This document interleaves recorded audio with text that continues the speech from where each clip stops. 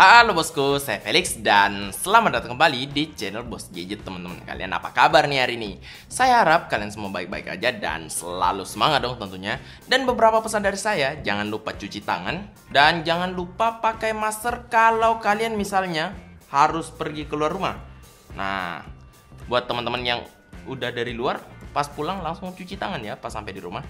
Dan mungkin kita lanjut aja ke videonya, dimana saya mau ngebahas soal HP ini teman-teman. Sesuai judul, ini adalah Realme 6 Pro. Nah, gimana teman-teman? Teman-teman udah penasaran? Ya seperti biasa, saya akan bahas handphone ini mulai dari desainnya dulu teman-teman. Dan kalau kita langsung lihat ke bagian belakangnya tuh, handphone ini sebenarnya nggak terlalu beda jauh ya dengan handphone zaman sekarang, dengan body glossy yang kayak begini. Tapi yang bikin beda adalah gambar yang seperti listrik. Nah, awalnya sih saya nggak terlalu gimana-gimana ya. Tapi pas saya udah pakai makin lama, kok makin keren aja kelihatannya. Ini malah bisa jadi topik pembahasan karena beberapa orang jadi nanya, ini casing ya, kok keren? Tapi di sini juga jadi dilema teman-teman buat saya. Karena desainnya keren, saya tuh jadi gak pengen pakein case.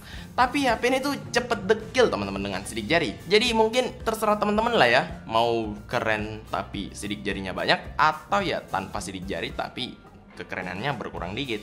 Dan di sini udah ada juga 4 kamera yang disusun secara vertikal yang bakal kita bahas lebih lanjut nanti. Nah, untuk bagian depannya di sini tuh ada layar berukuran 6,6 inci dengan resolusi Full HD Plus dan udah pakai perlindungan Gorilla Glass 5 teman-teman. Tapi yang menarik dari display handphone ini tuh sebenarnya bukan di bagian gedenya, tapi di refresh rate-nya yang udah bisa sampai 90 Hz teman-teman. Nah, di sini saya mau kasih tahu ya buat teman-teman yang ngirain langsung default 90 Hz, sebenarnya sih enggak, kita harus ganti dulu karena defaultnya tuh masih di 60 Hz saja.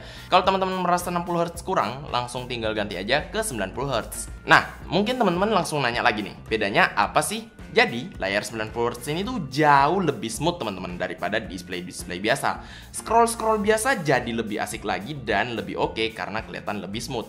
Buat teman-teman yang suka nonton dengan resolusi dan refresh rate tinggi, nonton pakai HP ini tuh enak banget teman-teman. Begitu juga dengan main game dong tentunya. Mainnya jadi terasa lebih smooth dan lebih enak.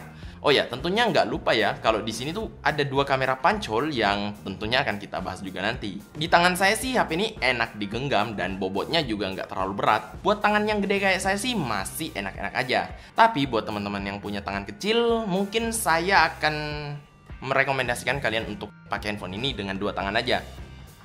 Gede banget sih soalnya. Nah, buat teman-teman yang udah lihat desain bagian depan dan belakangnya, terus langsung pengen nanya, "Bang, sensor fingerprintnya di mana? Kok nggak ada? Layar nggak ada, di belakang nggak ada." Jawabannya adalah sensor fingerprintnya tuh ada di bagian samping kanan handphone ini teman-teman. Buat teman-teman yang bertangan kanan, kalian bisa pakai jempol. Buat teman-teman yang kidal, kalian bisa pakai jari telunjuk supaya lebih mudah. Dan kalau kalian nggak kidal, ya terserah kalian lah. Siapa saya mau larang-larang kalian?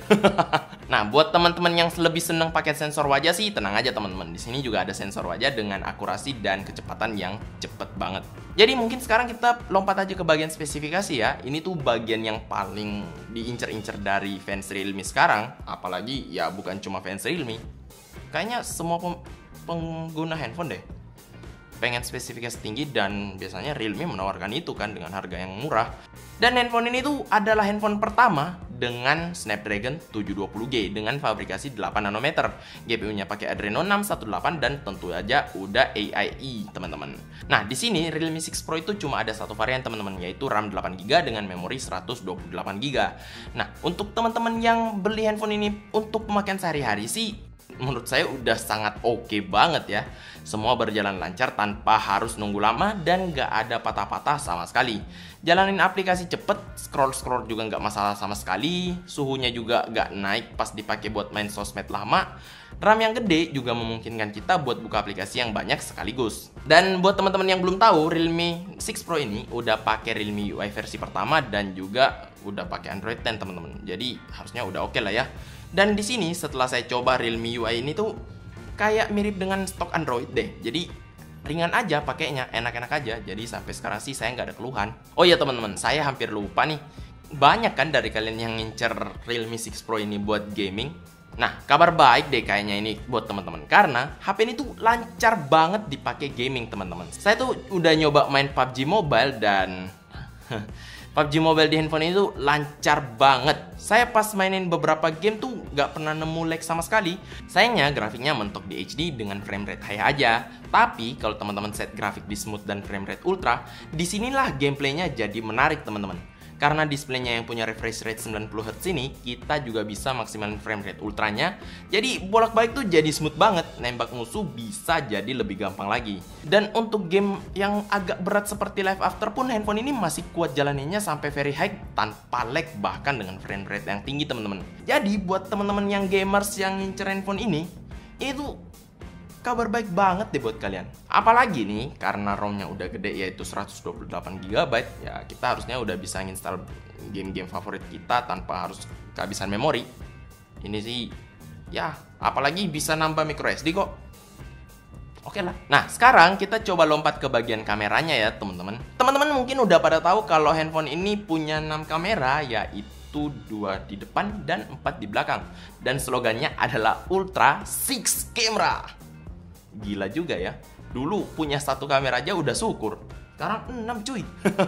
Dan buat teman-teman yang penasaran 4 kameranya ini apa aja, pertama adalah kamera ultra wide dengan resolusi 8 megapiksel, habis itu kamera utama dengan resolusi 64 megapiksel, habis itu lensa tele dengan resolusi 12 megapiksel yang bisa hybrid zoom sampai 20 kali, dan terakhir ada lensa makro dengan resolusi 2 megapiksel. Nah, foto yang dihasilkan punya warna yang bagus, detail yang mantap, apalagi kalau kita aktifin resolusi 64 megapiksel, teman-teman. Dan ada fitur yang baru nih, misalnya seperti Netscape 3 yang bisa ngambil gambar di kondisi gelap dengan lebih baik. Nah, di sini nih yang lebih menarik lagi, karena ada mode tripod yang bisa ambil gambar walaupun kondisi tempat kita foto tuh minim banget cahaya.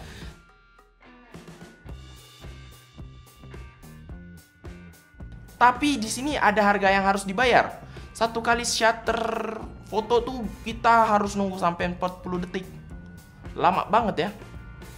Ya, tapi kalau hasilnya juga worth it, ya nggak apa-apa sih. Nah, lensa telefotonya sendiri bisa zoom hybrid sampai 20 kali. Tapi kalau zoomnya 20 kali, ya jadinya kita harus pakai tripod biar hasilnya nggak goyang ya. Untuk lensa wide-nya sendiri punya hasil yang bagus, nggak terlalu berbeda sama hasil kamera utama. Tapi detailnya akan sedikit berkurang pakai lensa wide ini. Nah, sekarang lensa makro, teman-teman. Teman-teman udah pada tahu kan fungsi lensa makro? Harusnya udah ya. Kita tuh jadi bisa ambil foto dari jarak yang deket banget dan hasilnya seperti ini, teman-teman. Nah, sekarang untuk kamera selfie yang ada 2 ini, teman-teman.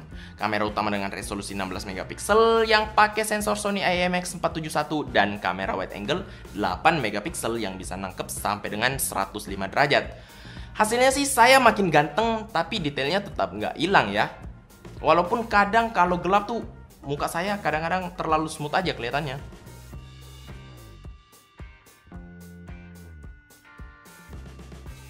Nah, untuk videonya sendiri, HP ini bisa merekam video sampai resolusi 4K dengan frame rate 30 fps. Nah, buat teman-teman yang pengen hasil videonya lebih smooth dan dengan frame rate lebih tinggi, bisa di 1080p. Kira-kira videonya seperti ini, teman-teman. Oke, teman-teman. Jadi ini kalau pengambilan video dengan kamera belakang di Realme 6 Pro. Nah, di sini karena saya nyobainnya pakai 1080p 30 fps, akhirnya hasilnya tuh bisa sestabil ini, teman-teman. Bentar. Ini kalau dari layarnya sendiri sih stabil banget ya. Bahkan kelihatan langkah kaki saya tuh nggak terasa. Tapi saya harus cek lagi dari layar komputer sih. Nah, gimana teman-teman? Oke, sekarang mungkin kita pindah aja ke kamera depannya. Oke teman-teman, jadi ini dia kalau kamera depan dari Realme 6 Pro. Nah, ini juga cukup stabil ya. Cuman langkah kaki yang sedikit goyang-goyang aja yang terasa. Selain itu nggak terlalu terasa loh teman-teman yang lain. Seperti misalnya saya gerak-gerak gini, cuman jadinya agak ke crop dikit ya. Seperti misalnya tangan saya tuh udah maksimal, rambut saya udah nggak kelihatan nih. Jadi kalau misalnya teman-teman mau pakai HP ini buat ngevlog, kayaknya mesti pakai Gorilla Pod lagi deh. Nah, ada juga sih mode yang wide kayak gini, tapi ya akhirnya guncangannya sedikit sedikit terasa.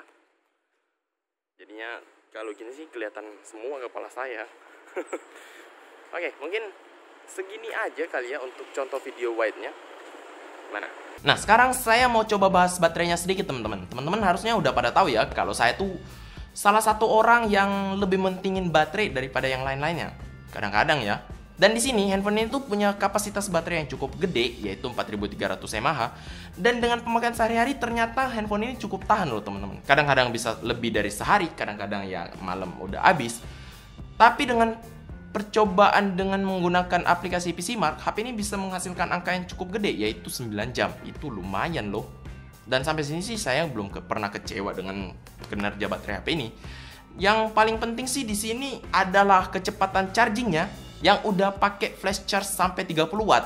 Nah, di sini tuh belum sampai sejam udah penuh aja handphonenya, dari 2% sampai penuh. Nggak sampai sejam, itu waktu yang cepet loh, teman-teman.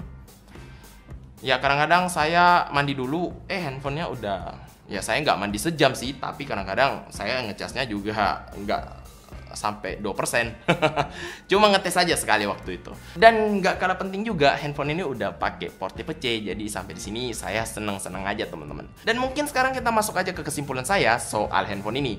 Nah, disinilah yang menarik, teman-teman. Kok banyak amat yang menarik dari handphone ini? Ya mungkin karena memang begitu kali ya. Pertama adalah desainnya yang agak beda sendiri.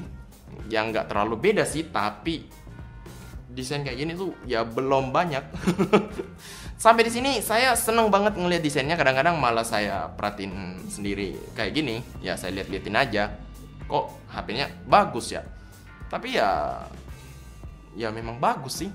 Selain itu layar 90 Hz, teman-teman. Nah, disinilah yang saya mau kasih tahu buat teman-teman yang udah nyoba layar 90 Hz. Kadang-kadang tuh akan agak sedikit susah buat balik ke display yang biasa. Di sini, aduh, saya agak sulit ngelihat handphone-handphone yang lain. Entah ya, tapi ya 90 Hz ini memang beda sih, smoothnya tuh beda. Dan dari segi spesifikasi, handphone ini ya memang bagus dengan RAM 8GB, memori 128GB, apalagi chipset Snapdragon 720G. Dan apa saya merekomendasikan HP ini? Nah, saya sih sampai sekarang seneng banget ya dengan handphone ini. Desainnya mewah, casnya cepet, baterainya awet, spesifikasinya bagus, layarnya bagus. Aduh,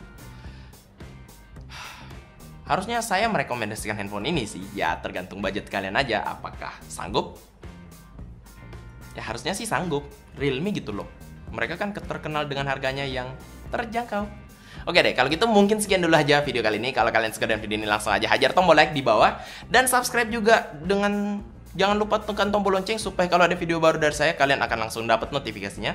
Nah, jangan lupa nih, share ke Facebook kalian, Instagram kalian, kemana-mana, ke teman-teman kalian, supaya ya kita bisa berkumpul sama-sama di sini. Misalnya kalian nggak keluar rumah, ya kita kumpulnya di sini aja, di channel ini. Kalau kalian gak suka dengan video ini, ya kalian tahu lah harus ngapain. Kalau gitu, saya Felix undur diri. Kita ketemu lagi di video selanjutnya. Bye-bye.